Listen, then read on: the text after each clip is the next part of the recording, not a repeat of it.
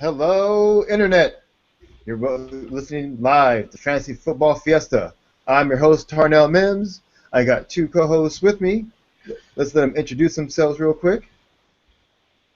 Jason, you want to go first? Hell yeah, I'm going first. Hello, everybody. I'm Jason. ST Charger FN96 is on my Twitter. Right there. The other side.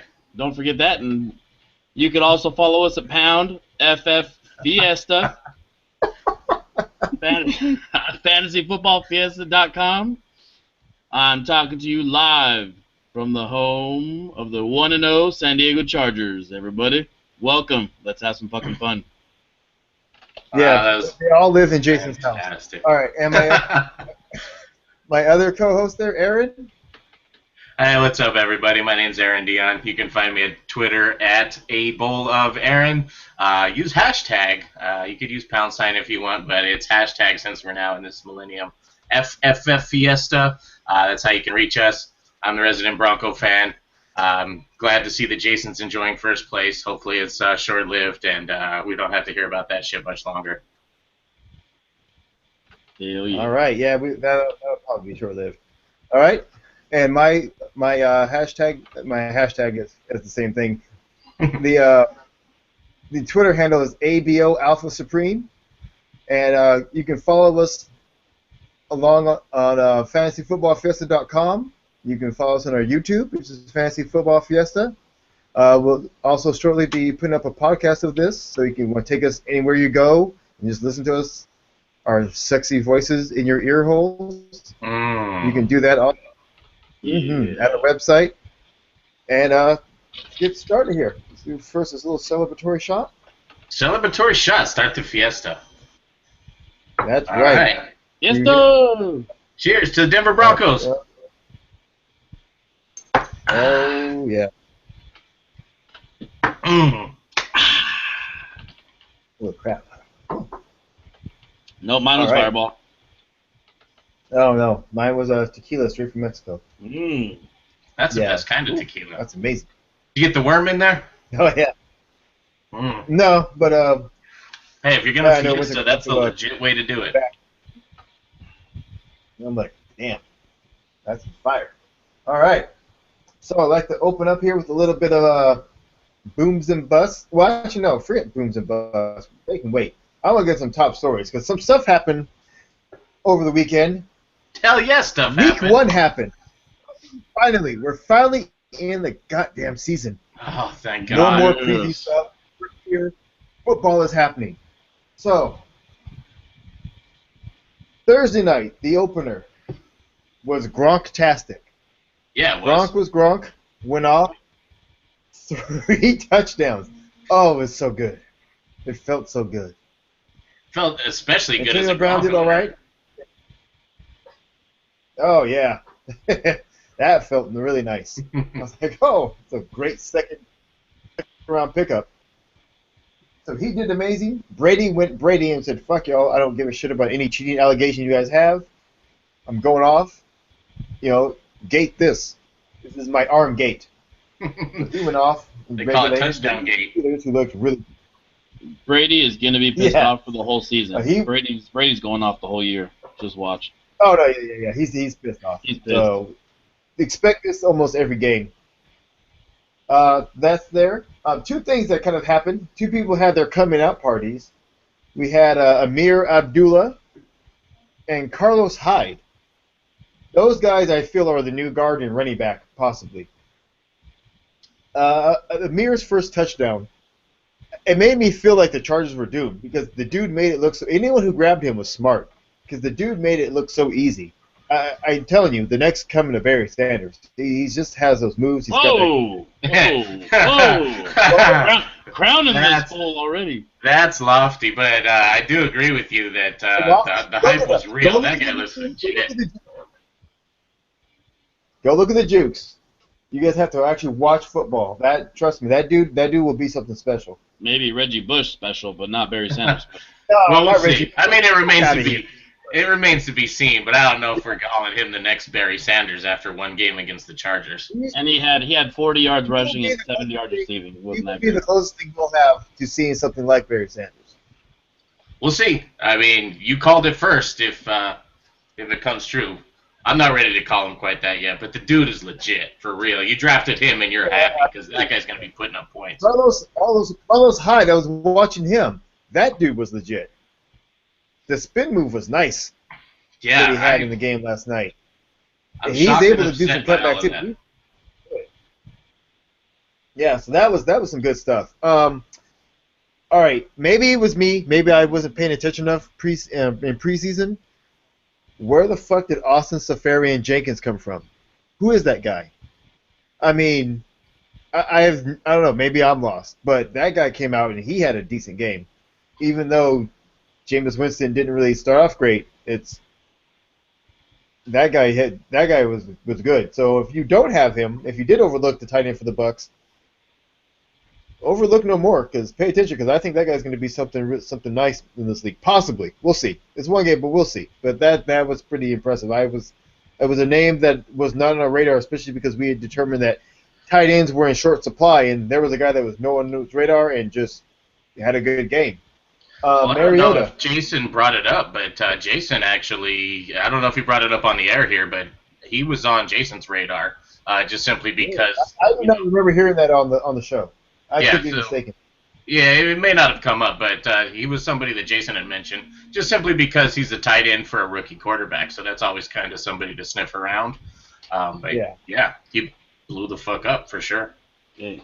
Yeah. And then Facebook. we had magical Mariota. Holy Mariota. shit. Go through Facebook and then go to 4 touchdowns. First game, first debut. I think that's pretty good considering no one knows of any real weapons that Tennessee has. Yeah. So I'll take to me, I think that was pretty damn impressive for a rookie debut. Are you done there, Jay? Yeah. You want to join us here, Jason? What the fuck? Yeah. Sorry about that. We're Technical difficulties. That was a technical difficulty. I was technically trying to pick up a penny from the ground. Fucking Put it in idiot. my pocket to save for later. That's a penalty shot. All right. I'm calling it right now. Penalty Fuck shot you. for Fuck taking you. fucking phone calls on the air. Fuck you. I was trying to. We have a live listener trying to get on. Needed help to get on. Yeah. It wasn't. Yeah. And It went through Facebook. Anyway. I feel like we started off with a whimper, and he didn't have as good a showing as he could have. But Go fuck yourselves. Go fuck yourselves. Oh, yeah, take that shot. Are we still talking about Mariota, or are we on to Winston? Yeah, you can if you want to, but I was kind of moved on to saying Because I think it's worth noting that Marcus Mariota had a perfect quarterback rating in his rookie outing and had 4 touchdowns before the end of the first half. That was absolutely fucking ridiculous. Yeah, it is ridiculous. Winston, not quite the same. He started off with a pick 6. Kind of more of a whimpering. I have it Magical Mariota and Whimpering Winston. So, I like alliteration. Yeah, alliteration. Alliteration Tuesday. Hey, but correct me if I'm wrong. Didn't Brett Favre start off his career with a pick 6? I think so. I think I saw that. No, he passed it himself. That might be right too. He threw it, they got blocked, and he caught it. So that's right. Yeah. I was thinking. Never mind. So yeah, well, what are you gonna do? Stop that. All right. So that's the top stories. Those are things that were pretty damn interesting that happened over the opening football weekend. The next, I want to go over to some booms and busts. I want to hand out basically for each kind of run through each position. Top people, I would say for an award should get a California burrito. The bust, you can just get chips because chips, they're just filler and they don't do nothing for you. Pretty much like these guys did. So, California burritos are amazing. And anyone who doesn't know that, you need to come out to California and San Diego and have a California burrito. Watch the Chargers dominate. Yeah. Have a California burrito, everybody. Right, yeah, exactly. Hashtag California burrito. Pound Chargers will win. All right, so for running backs, the top running back over the weekend was Carlos Hyde. That kid was just amazing. Also Like 'em. did good the next. What? I said like him. Yeah, like I him. like him. Carlos Hyde gets a California burrito, as does Matt Forte and Chris Ivory, who I was shocked by. But then again, in this matchup, the Browns, so not that surprising. For wide receivers, Julio Jones gets the biggest California burrito, followed by DeAndre Hopkins and none other than Antonio Brown. So those guys did pretty well. I was shocked at Julio Jones. Well, I was shocked at Julio Jones. I was interesting that DeAndre Hopkins was number 2 overall of wide receivers, proving someone's. That's you there, Jason. Your Yes. prediction of Hopkins being a top 5 wide receiver. Yeah, apparently he's not a complete idiot. He Yeah, not is going to dominate. Doesn't matter who throws him the ball. 2 different quarterbacks, 2 Apparently. different touchdowns. Put J.J. And- Watt at quarterback, and that Yeah. guy's getting touchdowns, apparently. And Right. don't sleep. Oh. Okay, go ahead. What? Go ahead. Don't- Jesus. I was just gonna tell you QB. Keenan Allen, 15 catches, 166 yards. Chargers. Yeah, that's nice. He wasn't the top. He did good. Nice honorable mention. I mean, no, we could get him. We could get him like a half-size Eat kind some of fried taquitos. He has the most yards in the fantasy Yeah. football week. chicken. Roll tacos. Quarterbacks. Biggest California burrito will go to the New Englander, Tom Brady. Next is Carson Palmer, and then none other than the guy we were just talking about, Marcus Mariota. Get that guy a California burrito. All right, tight ends. Gronk could probably put down 2 California burritos. Just to be honest here. Yes. He probably That guy did. can get one. Yeah, he probably did. Also getting a California burrito, Austin Seferian Jenkins. That dude, yeah, he did the second best out of tight ends. Third, Travis Kelce. Give him a California burrito. Now for kickers, we got Brandon McManus, Josh Brown, and Matt Bryant. Those guys, get them a California burrito also. You know what I find most interesting about that whole list? No, wait, hold on. Okay, go ahead. They're kickers. So they get half a California burrito. They don't get the whole They're thing. kickers. They're fucking kickers. Hey, Yeah, they can so win they again. can split one. This is true. Defense special teams, I got the Panthers number 1, Seahawks, and then the Jets. Get those guys. Well, we have to probably give those guys a big plate of California burritos because no way in hell a whole defense is sharing that. They take down a whole taco shop. Yes. Yeah, exactly. All right. So for the guys who get nothing but the appetizing chips because they didn't do shit. Most disappointed guys in my book for this week. Number 1, Adrian Peterson. You're all day and you did nothing. You didn't help Bridgewater out. Who the hell? Like, what happened to you? You didn't help Jason out. You should. Lost half his defense. Bristol loses half his defense. What happened, Jason? Would you say I that? said he didn't help Jason out. Fantasy owners, motherfucker. Idiot. Yeah, All day. that one definitely qualifies as shit in the bed. Number 5 pick. And that's man. kind of what I was going to touch on with notable absences from your top list is all of our top running backs. Jesus. You didn't mention any Right. of the top 5 guys. Right. So the next guy who I felt shit the bed was C.J. Anderson. Yeah, he way to didn't go. do anything. Yeah, One of the worst. That's because the Broncos And- suck. All the big. man, you need to take Right. it easy. And all the big names who should have done something this week. Frank Gore. What the hell happened to that guy? So I think he got old. Yeah. yeah, evidently he didn't produce.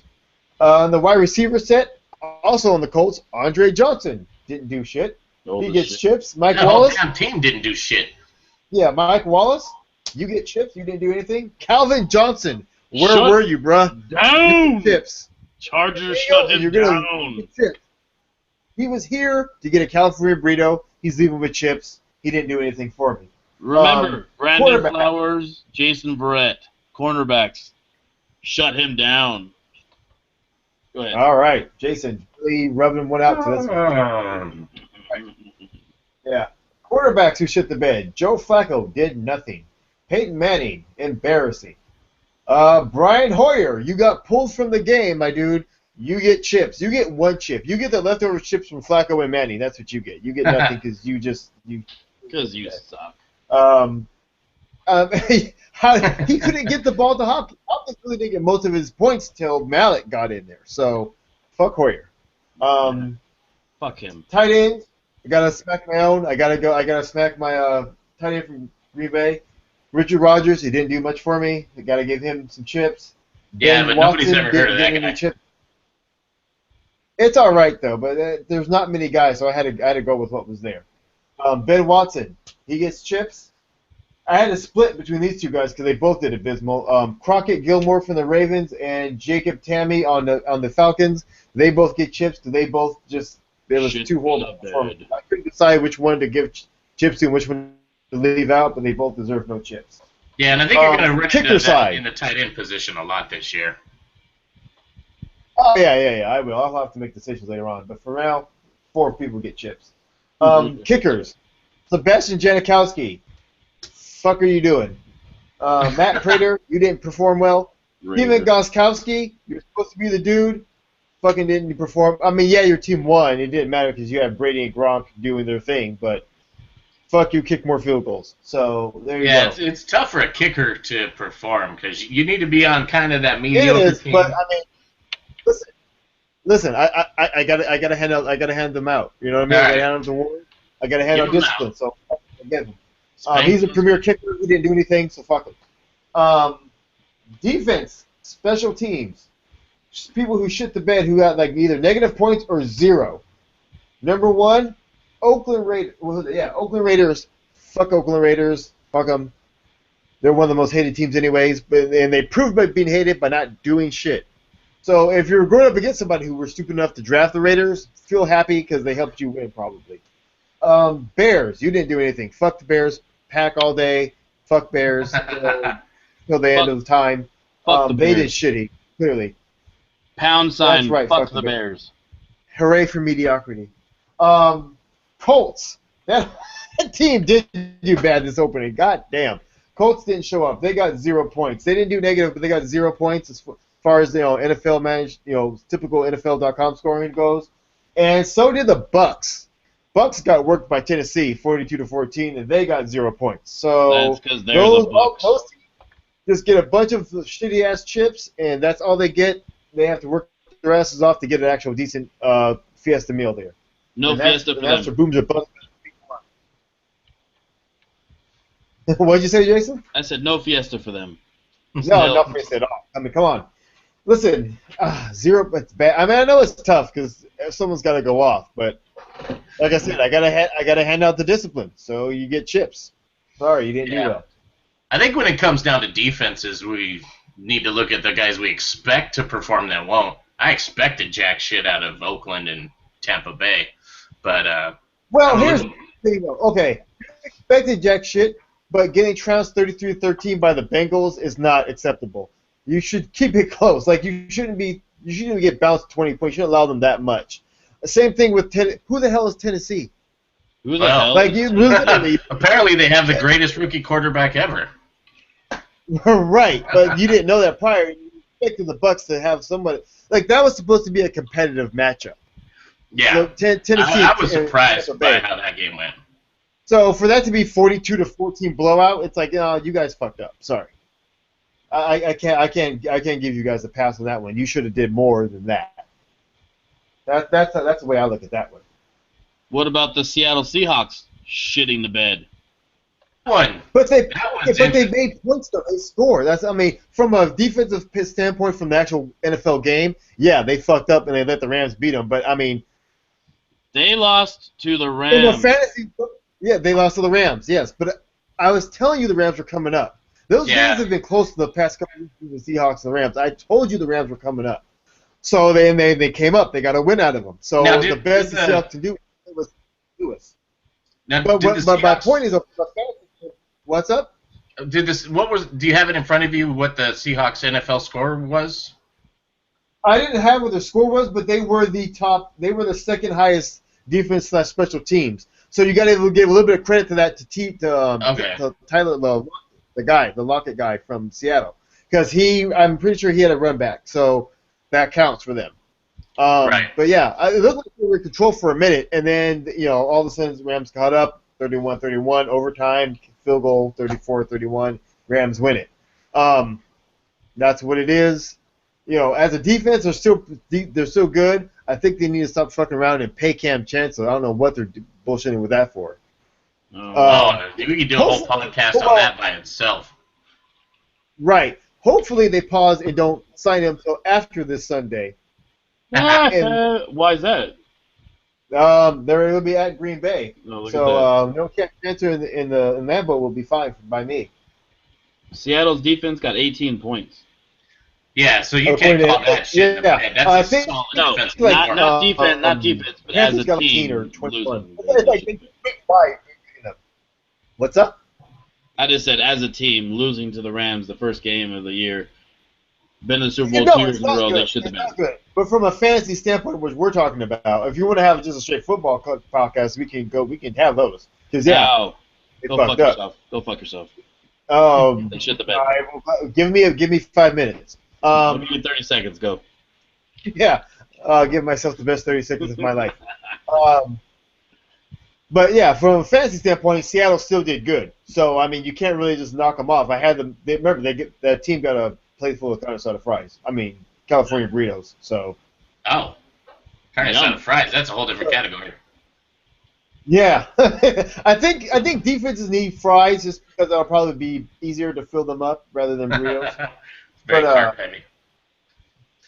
Yeah, just because it's a group effort. But yeah, so I mean, Seattle, yeah, from an NFL standpoint, they fucked up. From a fantasy standpoint, they still did. Anyone who picked them, they still did them good. So you can't really hate on them yet. I mean, we'll see what happens this Sunday. They'll probably still. I don't want to say they'll do good. They'll do horrible this Sunday, but after that, they should be good. Who did Arizona play this week? Do you have it? What? Who did Arizona scored one fantasy point? And they're supposed to have an elite defense. They played the Saints. They played the Saints at home, hey, right? We'll get to that because somebody fucked up on their pick on that one. Yeah. I have that recording on the. Tell me that's not me. Yeah, that was you, buddy. Oh, God. So we'll get to that later. Yeah, fuck yourself. Jesus Christ. Pound sign, go fuck Tarnell.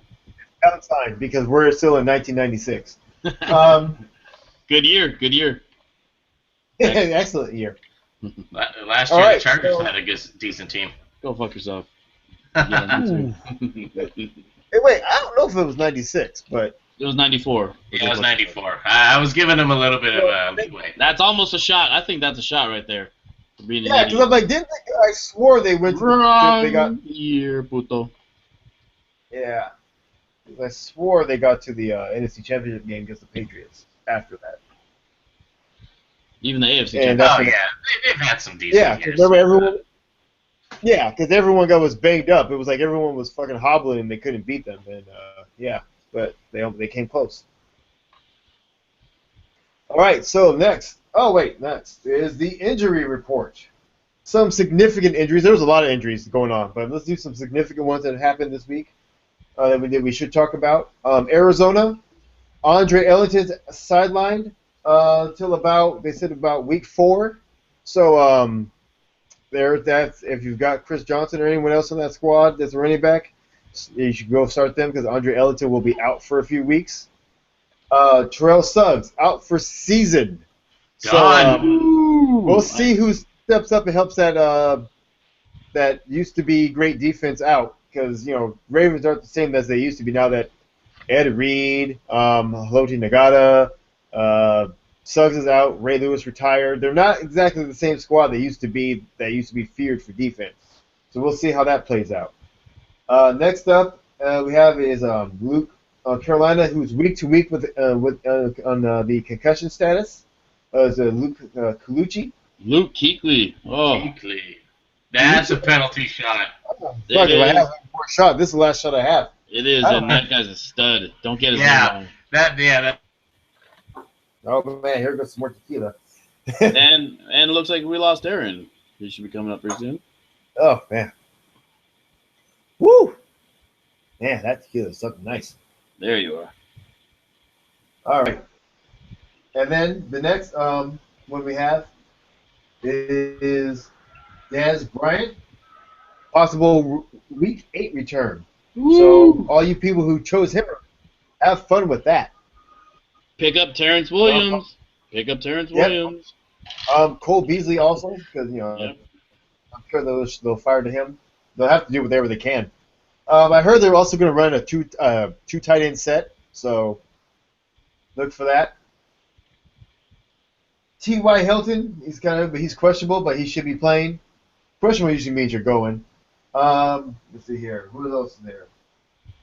DJ Fluker for the Chargers out 4 to 6 weeks. So I'll see how that affects the offense. Look for that to affect Philip Rivers. He will be in the dirt for the remainder of the beginning of the season. He will be fine. Don't worry about it. We can only hope. You just keep hoping. Speaking of Bush, Hoping. yeah, Reggie Bush has a calf injury. How you explain the calf? I really He's think week to he week, has but- sand in his vagine every Yeah. week. Yeah, so that's calf, aka Sand the Vagine, Pound sign.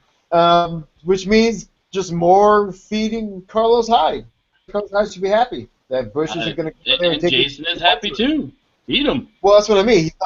He's not going to get vultured by Bush. So Hyde's the man. Go with that. From Washington, Sean Jackson has has a strain on his hamstring. He's also week to week. So those are the most notable things I can see. And I mean, there's tons of other injuries you can look at. You can go research, check out. But I mean, these are the most notable ones that will kind of affect how a team performs and players and who you should start and who you should sit. So if you have those injuries, the next thing would be waiver wires. And let's see who's got some waiver wire picks. I believe I've chosen Aaron to handle the waiver wire task this week. Aaron, you want to tell us who we should be looking out for on the waiver wire preparing for week 2? Yeah, for sure. You gave me waiver wire looks, and I kind of broke it down by position. A little bit we touched on already. Let me just scroll through this right here. With Des Bryant out, like Jason said there, Terrence Williams is somebody that's worth targeting on the waiver wire. He should be getting lots of work. I don't think he's going to put up Des Bryant-style numbers, but he's going to be getting a lot of those targets.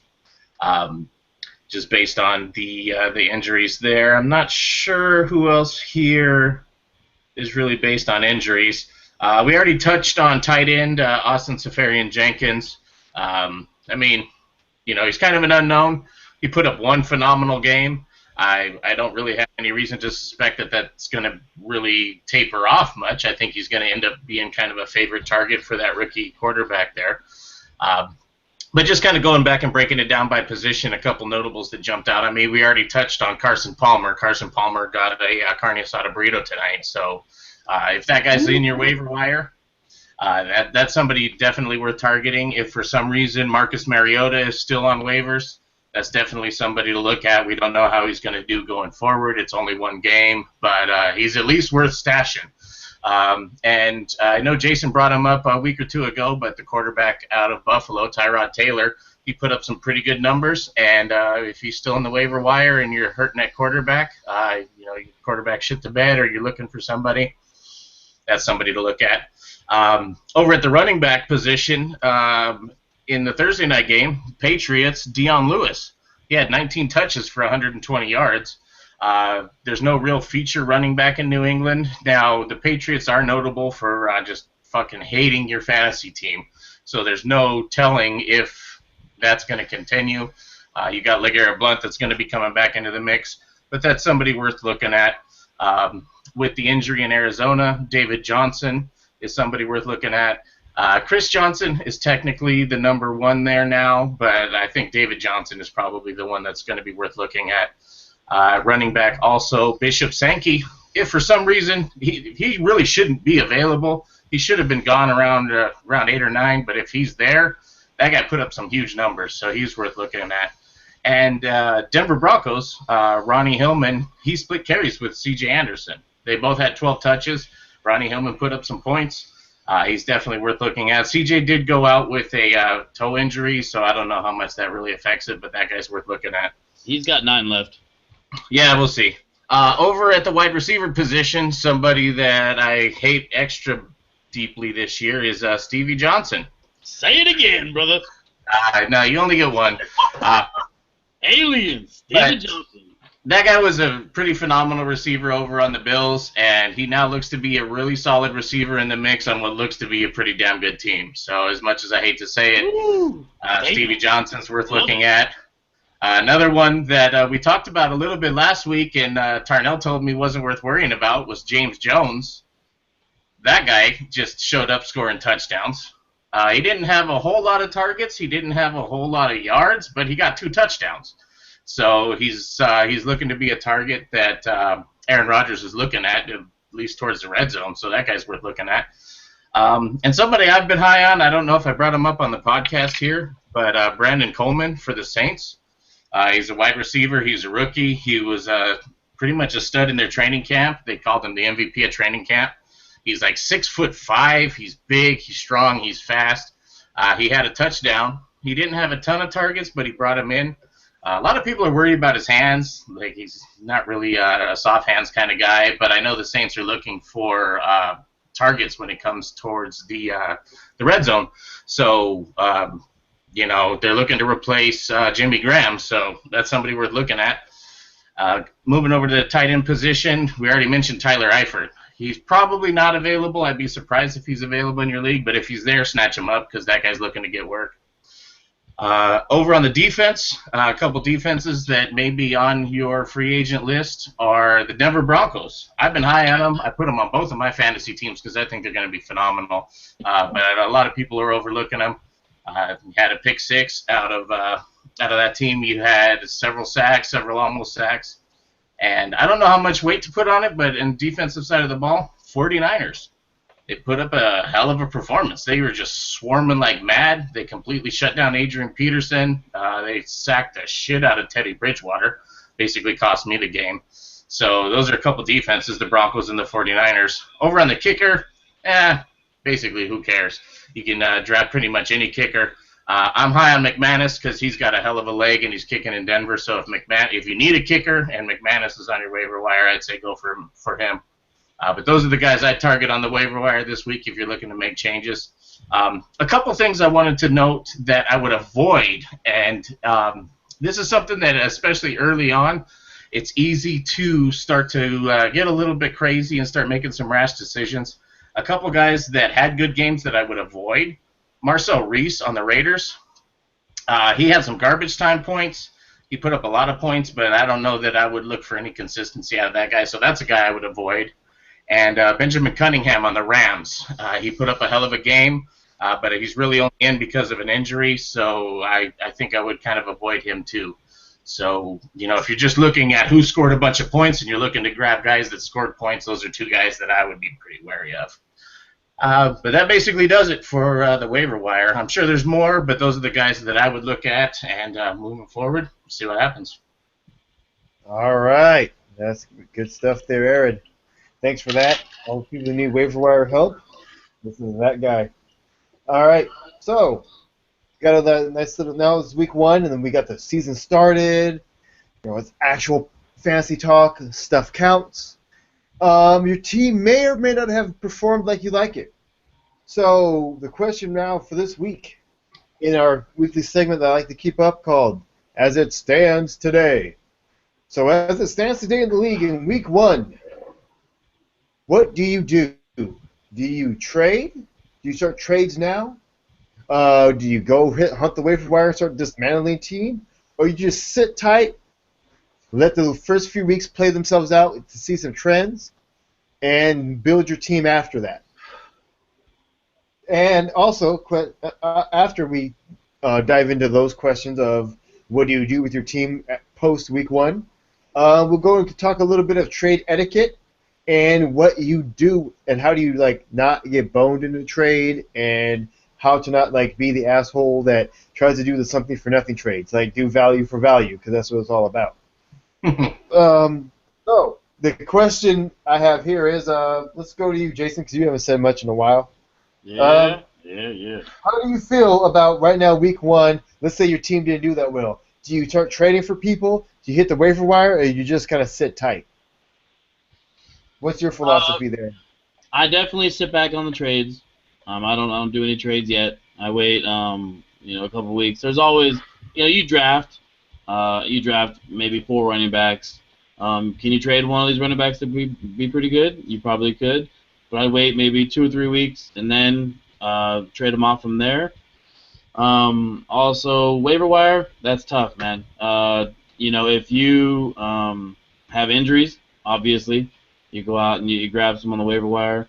If you feel like there's somebody getting a lot of targets, like Jenkins from Tampa Bay, and you have a mediocre tight end or a crappy tight end like Tammy, take a waiver wire and go off of Jenkins and see what he can do. You never know if he's going to be good week to week. You just know what he did for the first week. But in my opinion, I would definitely sit back a couple weeks and kind of see what happens. What do you think about that, Aaron? I tend to agree for the most part. Week one, it's really hard to establish any kind of trends week one. Like I mentioned, our quote unquote best running backs in the league, they were, for all intents and purposes, not really to be found. So teams are going to find ways to scheme. If you had a guy like C.J. Anderson, he's still going to get touches in Denver. Don't go dropping that guy to the waiver wire. Marshawn Lynch, Adrian Peterson, you're not looking to replace these guys. But if you've got some of those middling guys, like me personally, Sammy Watkins was in my starting lineup, and he put up a big fat goose egg. He had 3 targets, 0 catches, I think. He put up 0 points. And I'm a little bit concerned about that. So I'm looking for somebody to potentially – I'm not necessarily dropping him, but I'm maybe looking for somebody to replace him. I don't know about trading necessarily. I think you want to try to trade when somebody's hot. So if you have a guy like Marcel Reese for some reason, or you've got a guy that kind of outperformed, you might try to look to trade for somebody that's going to be a little bit more consistent. But for the long haul of your team, it's week one. Stay cool. Just kind of ride the course. You may have put up some goose eggs, but I think for the most part, you drafted your team the way you drafted them for a reason. So you're probably going to be okay. But some minor tweaks could be in order. You kind of just gotta look and kind of ride the wave a little bit. Yeah, I mean, just to kind of end this, when you're drafting, there are people that you really want to have, and maybe somebody picked them up right before you can grab them. There could be some strategy in a trade that, for example, Andrew Luck and Calvin Johnson. If somebody comes up to me and says, well, I see you have Calvin Johnson. I have Andrew Luck. Andrew Luck sucked this week, so let me trade you Calvin Johnson for Andrew Luck. That's something I'll take because I'm high on Andrew Luck. I'm high on Calvin Johnson, but I know the quarterback's going to score a lot more points.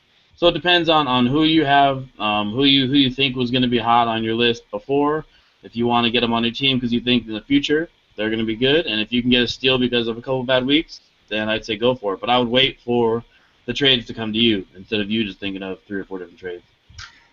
Or to touch on that a little bit, if you can go out and convince one of these guys that an Andrew Luck shit the bed, so you can get some value out of that trade, that's something worth looking at.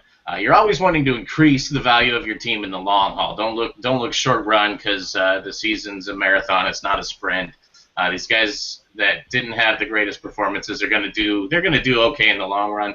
But if you can increase the value based on one bad performance, I'd say jump on it. You got a guy like Jason Witten. I think Jason Witten had 2 touchdowns. I don't expect to see him putting up 2 touchdowns every game. But if you can take your 20-point performance out of Jason Witten and trade that for Calvin Johnson, I'll take that all day. Right, and so just real quick, turnout. Sorry, there's a question I have out here from the WWW, the World Wide Web, as you may call. Oh, the information super, by the way. Watch out. Yeah. Pound sign 96. Boom. Okay. Question. PPR format. James Jones is on the waiver wire. Do you drop Colston, Fitzgerald, Yes. or Garcon for James Jones? Any one of those 3? If you have all 3 of those guys, I would not drop Fitzgerald. I would drop either Colston or Garcon because the QB situation in Washington is kind of retarded. I don't know what RG3 or Kirk Cousins is going to do. I know Garcon. I mean, Garcon, maybe not, just because Deshaun Jackson right now is kind of hurt. So Garcon's going to get the touches. I would say maybe Marcus Colston might be the person to drop to grab James Jones. If you're insistent on grabbing James Jones, I would drop Marcus Colston. Just because Brandon Cook seems to be the guy that the new number, the far as I can tell, the number one, like the prime target down there. Yeah, but to I would on that, I don't think you're dropping Colston. I think you're moving Colston to your bench, and I think you're dropping somebody that you picked later.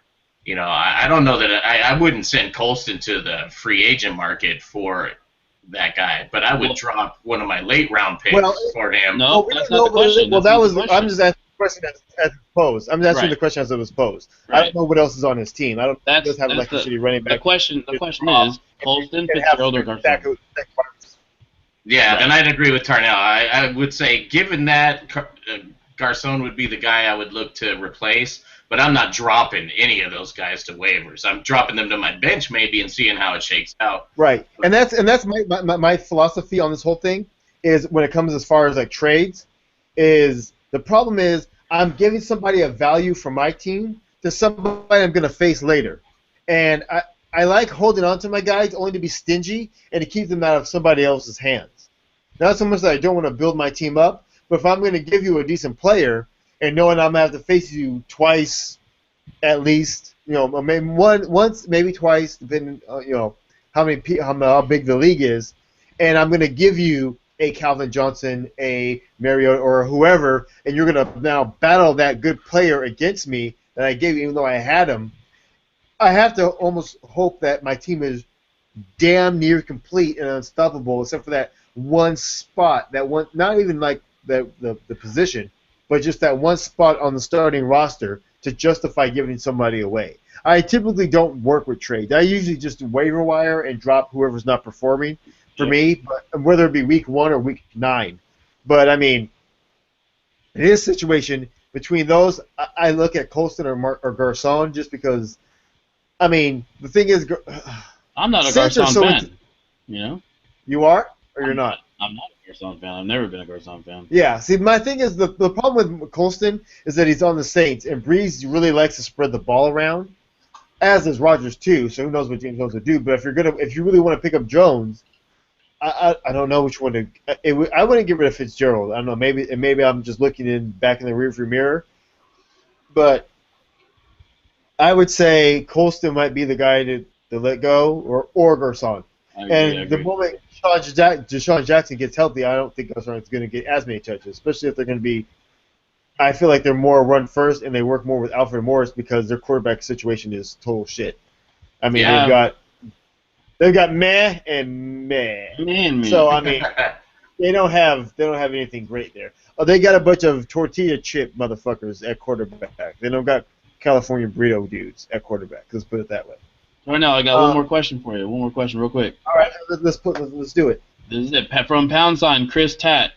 He wants to know. He wants to know your opinion on Richard Rodgers. Is he worth picking up in the waiver wire if they're needing a tight end?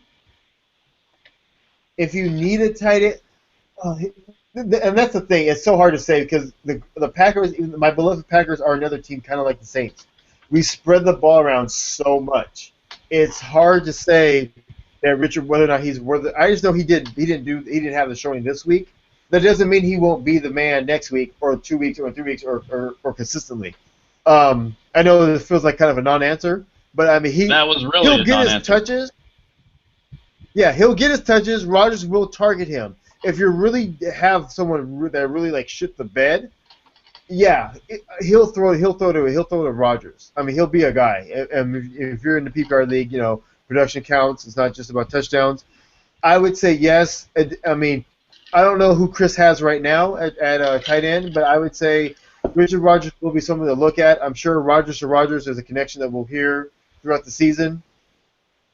I would say pick him up. But you have to also look at who the matchups are coming down the line. Like I don't know what what tight end he has, but you need to kind of see what the seasonal lineup looks like down the road, because you know against like in division opponents, Rich Rogers may not have that much, but the rest of the other teams that we're going to face, he'll probably have decent touches.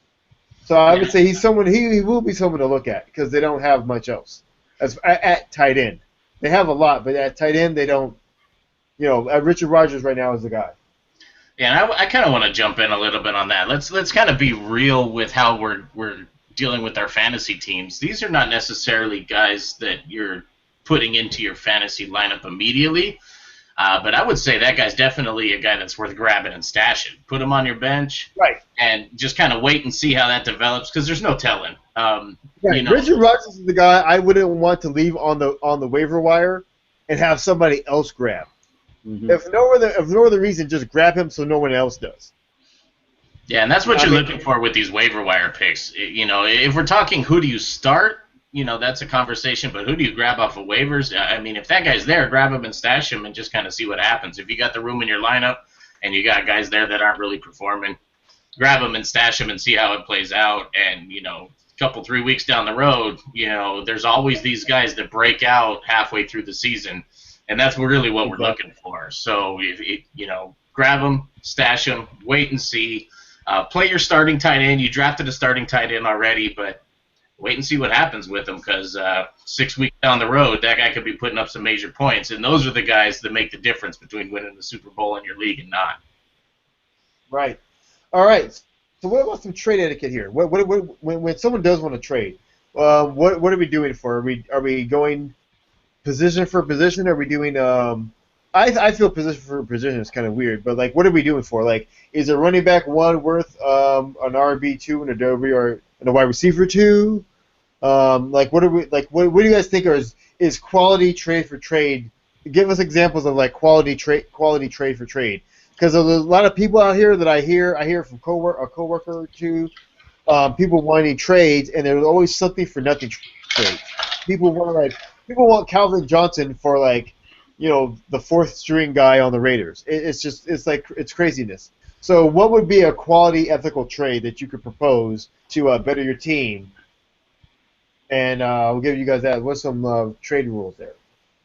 Now, I've got a good example that I can jump in on. And you're right, man. Trading is so tricky in fantasy because everybody's so stingy. They don't want to give up anything. So getting a decent trade in fantasy football is damn near impossible. But you got to look to fill the gaps on your team while looking at what your opponent is looking for in terms of filling gaps on their team. And we've got a guy in our league that we all are in together that's been looking to do a lot of trades because he's really weak at running back. And he's got Randall Cobb on his team. So Randall Cobb is a premier wide receiver. I wouldn't mind having a premier wide receiver on my team, but I know I got to give up some value. I know he's weak at running back, so I offered him a trade that was, in hindsight, he was an idiot for not taking it, and I'm not offering it to him again. But I offered him Bishop Sankey, and in order to offset the fact that he's losing a receiver, I offered him Vincent Jackson for Randall Cobb. Now, I thought that trade benefited both parties pretty well because he can fill a gap at his running back position with the starting running back. I didn't know Sankey was going to blow up. And keep a wide receiver. Yeah, so he can kind of spread his value out. Neither one of my players was on the level of Randall Cobb in and of themselves, but he can still have a decent wide receiver and put up some points at that position, in theory, assuming Jameis Winston doesn't completely keep shit in the bed. But he's also got now a number 1 running back. And I've now got a premier wide receiver on my team because I'm feeling okay at running back on my team. But I drafted Bishop Sankey in the lane. And that's the thing I want to kind of bring up, because this is what happens is when you draft, typically, you're heavy at something. You're heavy either at wide receiver or running back. It's impossible to be heavy at both. You're usually kind of weak in some area, which is why you're trying to trade in the first place. So you have to see if you've got like fucking you maxed out and you got like, oh, I got Hyde, Jamal Charles, and I got like Sankey. Let's say those are your top 3 wide receivers. You're kind of heavy at running back, so you can afford to give something up. So people, for some reason, I see people want to hoard all their running backs and still give away like a shitty tight end, a backup tight end, and like a wide receiver 3, and expect to get a premier wide receiver just because it's 2-for-1. Excuse me, but that totally doesn't work out. You've got to give something up to get something because you're trying to balance your team out because you're weak at one spot. Jason, Right. how do you feel about trades? A What's good for you? right. I mean, a good rule of thumb is, and what I go off of is your points, and you can go off of points from last year or projected points for this year. So if I were to make a trade, and I were to trade a wide receiver for a running back, it's a lot easier for me, besides rookies, to go from the points that they scored last year, right? So if you have a Calvin Johnson who scored 200 points, and then you have a Lamar Miller who scored 240, that's a pretty good trade that you can make. If you need to do a 2-for-1 or a 3-for-2, those two better equal the one, to make it fair. You can't have two 200-point running backs and try to trade it for a 150-point tight end just because you need a tight end. It's not the right way to do it.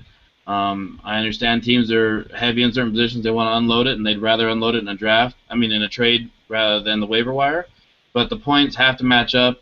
If the points don't match up, then it's going to be unfair, and it's up to the commissioner of that league to verify that, to see it, and to decline something that could be fishy. You have trades that are fishy between players in a league, and they can try to build up. Yeah, that's the other thing is don't do any collusion. If you feel like your team's going nowhere, you're not going to win. Don't just trade your good player to your boy and try and help him out so he can help win the league because he's going to kick you down part of the earnings from winning the league.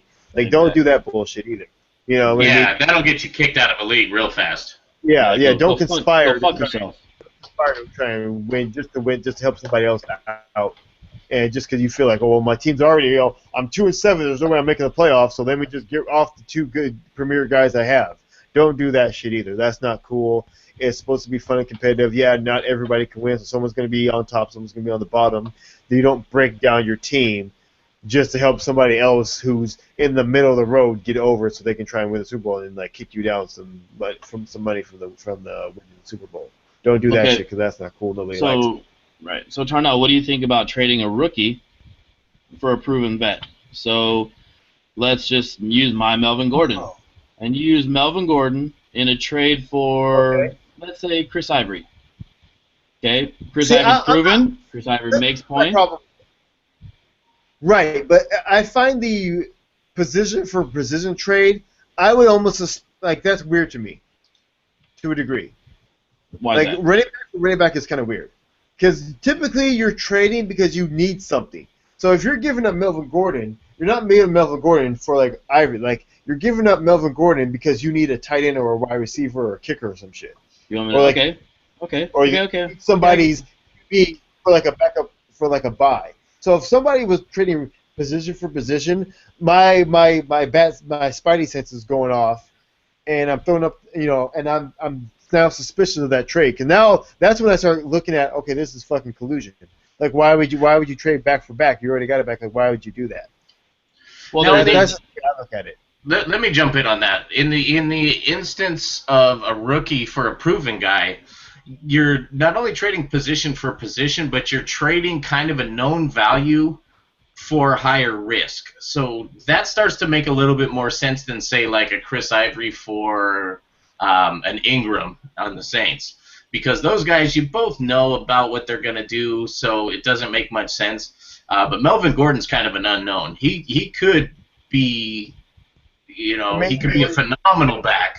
He could be kind of a weak, he could end up being towards a flex or a guy that you may not even want to start because he's not really getting all the touches because he's not performing.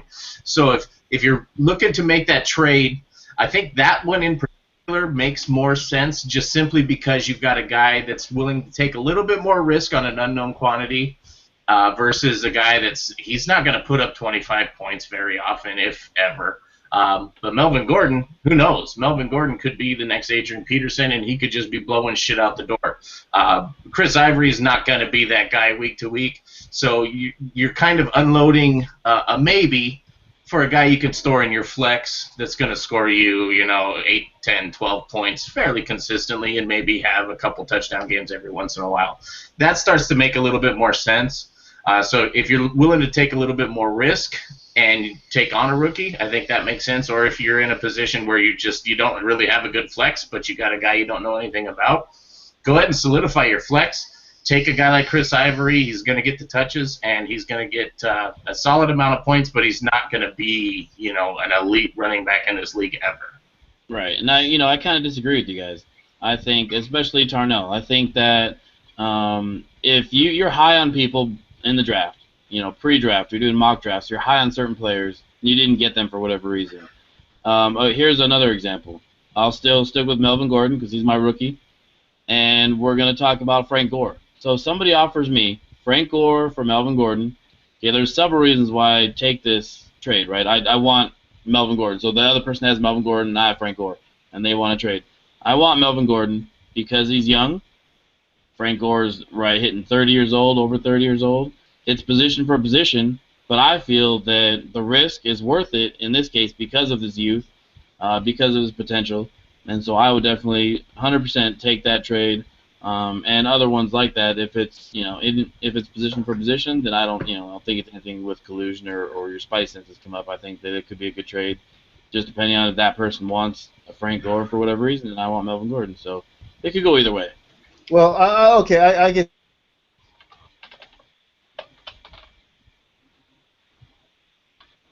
Ooh, did we lose Tarnell there?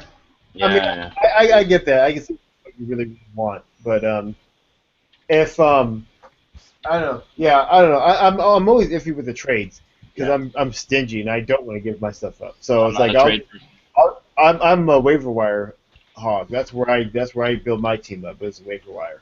Yeah, and I think you and everybody else, and that's why trades. I've never been in a fantasy league that had more than like 1 or 2 trades the entire year. They don't really happen unless you're in a league that penalizes you for waiver pickups, where you got to pay for your waiver pickups, or you've only got a set amount of ad drops before you have to start paying, or there's some kind of penalty. Then trades start to become something that you look at a little bit more, and the player for player capacity. But for the most part, you're looking to add value to your team and fill your gaps. Yeah. All right. Interesting. Well, that was a good segment there, guys. All right. Does anyone have any week predictions for next week? Anyone make anything bold for next week or for the year out? Well, the Chargers are going to the Super Bowl, but we can say that the year out every single week. Here we go with that again. That's definitely bold, but based on what I saw, they fucking put a beat down on the Lions. The only thing I'm concerned about is they went 21-3. I wouldn't call that a beat down. Well, it was a beat down after about the first 10 minutes or so. So, like I was about to say, the one thing I'm concerned about is the fact the Lions went up on them 21-3, and then the beat down started. But the Lions went up on them 21-3, so that's something to keep in mind. At first, that game looked like nothing was going to happen. They were shook. Amir Abdullah's first touch was a 24-yard touchdown. He blew up. I think it was Eric Weddle that with the ankle seat broke. Yeah, that guy looked like he was wearing wet socks. Yeah, that was just ridiculous. And after that, they were shook. And I already told you that they looked shook off that run game because they bit hard on Eric Ebron on the play action pass, and Eric Ebron got that other touchdown. And of course, there was the pick six. So it's like, I mean, I wouldn't call it thing. The Lions just were the Lions and went mediocre after that.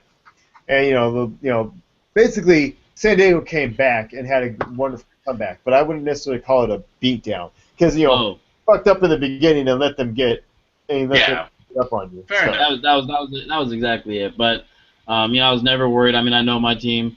I wasn't worried about the fact that we all put up points. I mean, the Chargers can put up points. They don't lose games by more than 10 points if they were to lose. So it's going to be a close game regardless. Our defense gave up 2 touchdowns. Our defense gave up 2 touchdowns, but we shut them out, or we shut them down in the second half. They scored 1 touchdown, but that was just a measly touchdown. Right. Didn't even matter. But I'm just telling you, watch out for our defense, and we have weapons all over the field. So I think we got a good shot here. But I'll go ahead and throw a bold prediction out. I don't follow college at all, so everything that is my entire football knowledge is based on what I see in the NFL. I'm going to go ahead and say Marcus Mariota, top 5 quarterback this year. Top five quarterback period. I think they kind of go one and the same. So I'll call it top 5 fantasy because we're talking fantasy football. But based on what I saw, I expect big things out of that guy. All right.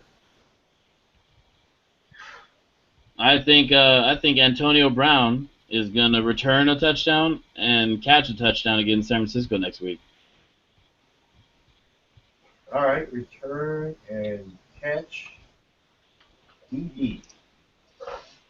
What do you think? All right. Let's see what I got next week. I think Amir Abdullah will have 2 touchdowns. Well, no, that's not even bold. Him having 2 touchdowns. You gotta do something crazy. I was like, he had 2 touchdowns like every game this season. Be bold. Yeah. We don't know Joyke Bell's status and how he's coming back and what he's going to do as far as taking goal line touches away. So, right. That remains to be seen. Let's see here. Let's see. Next week. Peyton Manning will throw for less than 200 yards again. Hey, I love my Broncos, but I had Peyton Manning on my list of busts this year. I don't know if that came up in the podcast, but yeah, I don't think he was worth where he was being drafted because they're gonna be run heavy. They're gonna really lean on that defense, and I don't see Peyton Manning. All right, here we go. Drew Brees will throw 2 or more picks against the Bucs. Oh, now that's bold. All right, mark that down. Yep. Darnell's taking a shot next week. Tell already. Yeah, I got a little bit of a suspicion about that myself, but we'll see how it goes. Yeah, all right, well, that's good. All right, so let's go to the last segment of the day. We're going to recap last week's football pick'em. Nice. I don't even remember what we picked. Week, I was drunk as fuck. Who knows? Yeah, last week, you know what's funny? Record-wise, we picked 8 teams, 8 games out of the schedule, and picked who would win what. That's what football pick'em is. We all went 5-3. What? Nice. That's shot worthy. So we all right, we'll do a shot for that. Oh, I haven't had a shot to juice. Don't worry. All right, you can pay us back next week. Everybody note it down. Double. So we got the Steelers at the Patriots. Everyone had the Patriots. You 2 guys had the Chiefs. I took the Texans, so I lost on that one. Idiot. We all had the Jets. You 2 guys had the Colts. I'm the only one that took the Bills. Nice. That was a good call. Yep. Yeah. We all took the Seahawks over the Rams, and we all lost that one. Jason, you, my friend, were the only person that picked the Saints over the Cardinals, and you lost that one. Derp. And then me and Aaron took the Eagles. Jason, you were right. You had Atlanta. And then we all picked the Dallas over the Giants. So there's a couple we were universal on, a couple of them, we all just jumbled around there. And we all got took. I don't even think we counted it because we all thought it was ridiculous. But we all thought the 49ers were going to get schooled, and goddamn if we were wrong. Right? Didn't we? We were all like, oh yeah, the Viking game. That's fucking stupid. Of course the Vikings going to win that. Fuck, listen to the other one. And then here he goes, fucking 49ers. Yeah. They tore shit up. I was more than a little shocked to see how that game went. Same here. All right. I think that 7. How many of those games were home games? The wins. I think 7 out of 8 were home wins. You have right there. Yeah. Patriots were the home team. Texans were the home team. Jets were the home team. Bills were the home team. Rams were the home team. Cardinals were the home team. Falcons were the home team, and the Cowboys were the home team. Wow, all of them were the home. Yeah, I mean, it just shows you that home field advantage is something still real. Yeah, that's a real deal. It means nothing. The Rams won at home. All right, so this week I picked 8 more games. So this week, first game, the Thursday night game, Broncos at Chiefs. Aaron, who you got? Oh man. This one's tough. I'll be honest, I'm not feeling incredibly confident about this, but I cannot take the Chiefs. I'm taking the Broncos. All right. Jason? Chiefs. That's right. Chiefs. All right, next game. We're going to see how for real the 49ers are and see if the Steelers really are that bad. 49ers at Steelers. San Fran at Pittsburgh. Aaron, who you got? I'm going fluke. I'm picking the Steelers at home over the 49ers. All right. Yeah, the Niners suck. It'll be the Steelers. All right. Antonio Brown. I will buck the trend. I will go 49ers. I'll be the lone duck on that one.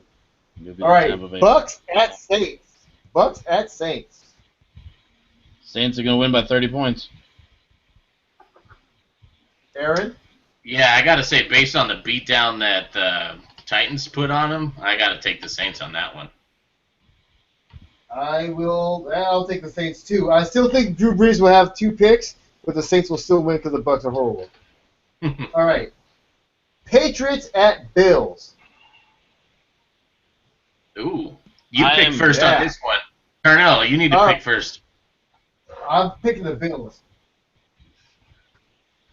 I'll go next. I'm picking the Patriots because I think Tom Brady's on a mission and he hates everybody and he's going to kill everybody. But if you look at what happened with this defense did last year against Luck, Rodgers, and Manning, they shut all 3 of those dudes down. Trust me. All right, anyways, Aaron, go on, Aaron. I'm going to go ahead and follow that trend. I'll take the home team. I'm going to take the Bills. All right. Lone Ranger. Lone Wolf. That's it. All right. Chargers at Bengals. Is that even a question? That's a good question. I'm taking Bengals because fuck the Chargers. It's a regular season game, so if it was playoffs, I would say Chargers, but it's regular season, so we'll see what Bengals do. I'm going with the Chargers. I'm going with the Chargers, and they're winning by more than 14. More than 2 touchdowns. Mark that one down. That'll be shot worthy when he fails miserably. Yeah, Aaron, what do you say? I guess I'm going to go with the home team. I'm going to take the Bengals. God, haters. I'm just a realistic man. All right, Cowboys at Eagles. Wow, man. That's an interesting one. Yeah, that is an interesting one. That's a very interesting one. I like the home team. on that one. I'm going to go with the Eagles. Right. That crowd in the prison there, all the inmates are going to get out and kill the Cowboys. Yes. Ooh, boy. I'm going to take the Eagles on that one, too. Just coming off of a loss playing at home, I think they're going to be looking for blood. They have rapists and murderers. They're going to kill the Cowboys. All right. I'm going to pick them boys just so someone's different, so we'll affect your risk there. About them Cowboys. Turnell loves the big D. Jesus. I do not love the big I have the D. You're on Highlay's nuts. Get off Highlay's nuts. Fuck that. I know that's the one thing that makes me regret picking this. Mm-hmm. All right, anyway. All right, so next, the Sunday night game, Seahawks at Packers. You already know where I'm going with that one. I'm going with the Pack. You guys, what do you guys say? Now, haven't the Seahawks kind of handed you your ass the past few meetings? At Seattle. Those meetings have been at Seattle. Okay. I'm going to go ahead and go Seattle on this one. I think they're going to bounce back. I think they're going to do all right. And, yeah, I'm going with Seattle. I think that Seattle will not lose 2 games in a row all year long. I think the Packers don't have a defense that can stop Seattle. So I see Mr. Wilson and Mr. Graham having a pretty good game. And Mr. Lynch, they do all right. Sorry. Go Seahawks. You guys regret that one. All right, and the Monday night game, Jets at Colts. You know, normally I would have just walked all over this one and said fuck this game, but considering that the Colts shit the bed against the Bills, I'm kind of more interested in seeing what will happen this time. Because this is the deciding factor: are the Jets for real, or are they not? Are the Colts really? Can they bounce back? Can they live up to what we expect the Colts to be? So Jets at Colts. What do you guys got?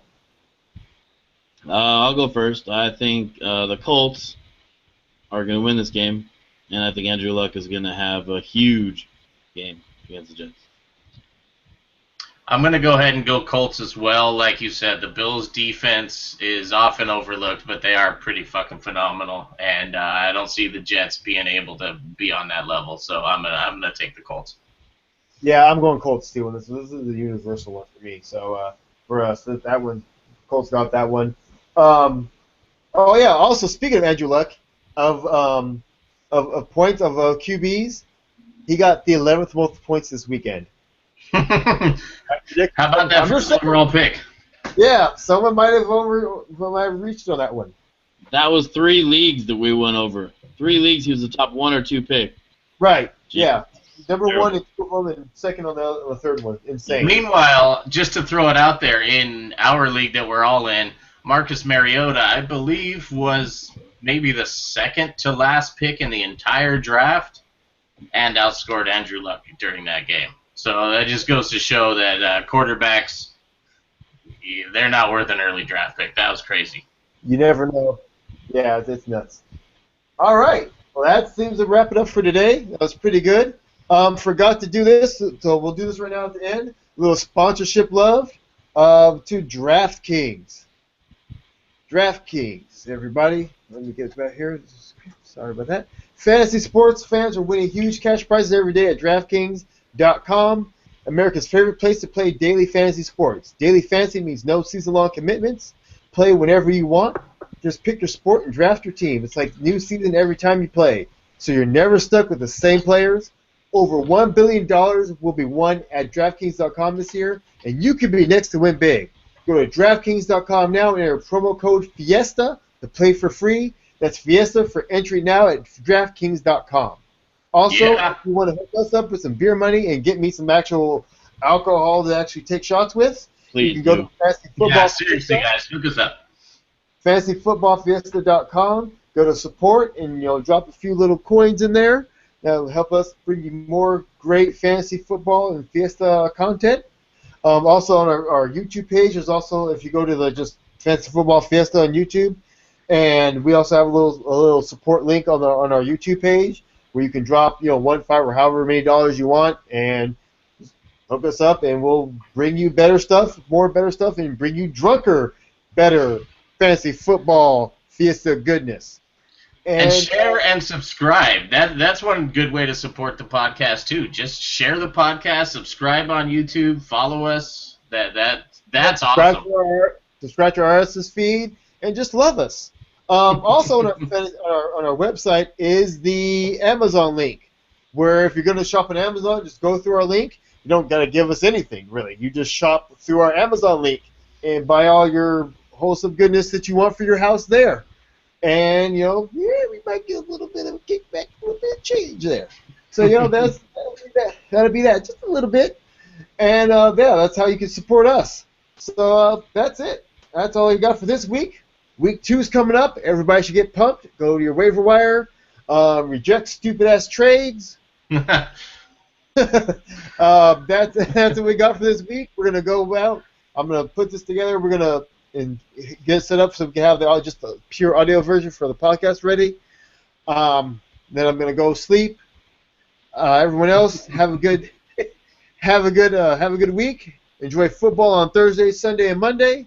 For Jason and Aaron, I'm Tarnell, and we are out. Peace. Pound it. Yeah, pound it. Hashtag Fantasy Football Fiesta. FF Fiesta. Hashtag # because Jason's old. Pound